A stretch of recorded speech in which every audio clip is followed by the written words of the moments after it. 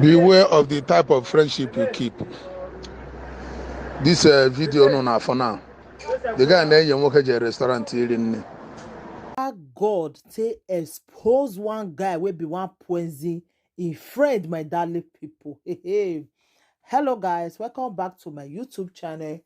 If you have not subscribed, my darling people, please do subscribe and smash the notification bell. Thank you and God bless you.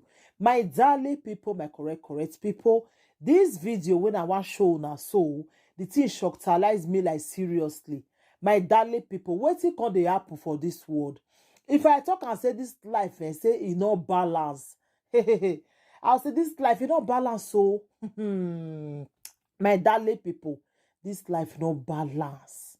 E no balance at all. This video when I see just now, the thing shockalize me. Our friend for this life. More na dey careful of friends, una no go hear. There is no bestie again in this life. Oh, I not talk say friend, no dey, but now God, now I come the save person for this friend matter, my darling people. This video where me I see just now shockalize me. Our one boy will be say two of them are best friends. Best friend though, more na listing no, more na sit down, listing from the starting to the end, my darling people. This boy na him with his friend they go club together like bar.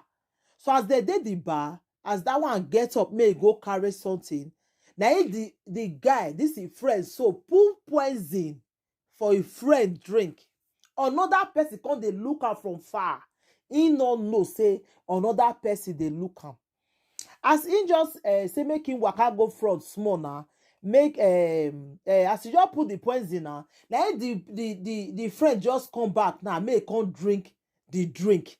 So the person wey see am for far now just run come shift the boy hand from the drink, say make not drink am o, say him friend don put poison for this drink. Now the boy say na lie, my own friend, no, you no fit do that kind of thing. Now I say no, if you doubt me, tell am make him drink first. If you drink and say nothing happen to am, then you go come drink your own. Now Igbo people, now this thing they happen to. So I don't talk say no tribe when they do am o. But this one na Igbo that they speak. So now one Igbo guy come even help me they translate and just now. So now they come tell am say okay, may you drink am now. The guy not great drink, oh my darling people. May you drink am too. Make if anything not happen to you, then me you can't drink am. This guy not green drink. He not green drink. He can't begin the beg. Say I beg. He dey ground. They beat her. They say I beg. My darling people. This one shocked me. You know why it shocked me? Wait till I think say na him make this boy do this thing so.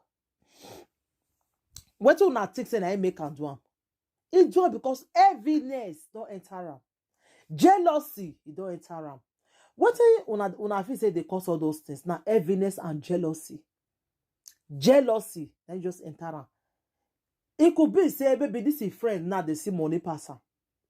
This is friend now they go anywhere now in there they always they choose. From then and that heaviness go just not be say it be a time more.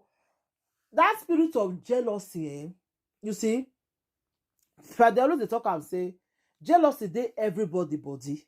It dey everybody body. But if you feel control your own, it go good well. If you don't feel control am, it go come cause another thing for your body. You see this heaviness. If it be like this YouTube where we see there now, if you get view past this one, jealousy go enter the other one body.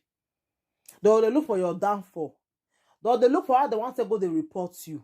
They're going to look for how they want to bring your YouTube down. That's so you just see this. So this spirit of jealousy, some people not they understand that if they talk and say jealousy they everybody body, but we they control our own. If you not control them, then it will come overuse you. Now it can happen to this boy now. It can't even want poison your own friend, your own bestie. If I talk and say, oh, now where they carry friend put for head.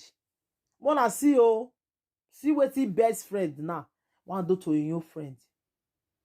One poison and just one memera come up for this life. Then if you come memera now, you now will come dey happy. You know go come sick meme one day. Or you will come feel rest, sleep, fine, say that your friend don't go. How you go reason your life? How you go reason your life? That is why this life, you don't balance. This life, it get how it be. It get how it be. You now understand? So maybe they take things easy sometimes. Not let jealousy overuse you. No, it's not good. Just see the way it's okay. Supposing that person now don't see this guy now. And so this boy now for just remember that guy for nothing. For nothing.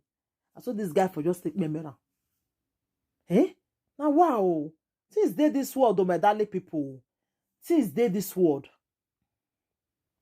I fear will not fear this guy. Oh. You want your friend because of jealousy. Hey, not the way Musa not go see forget. Oh. You not the way person not go see for this social media. You want your friend because of waiting. Jealousy. Heaviness. Jealousy. Heaviness just enter you. Like seriously.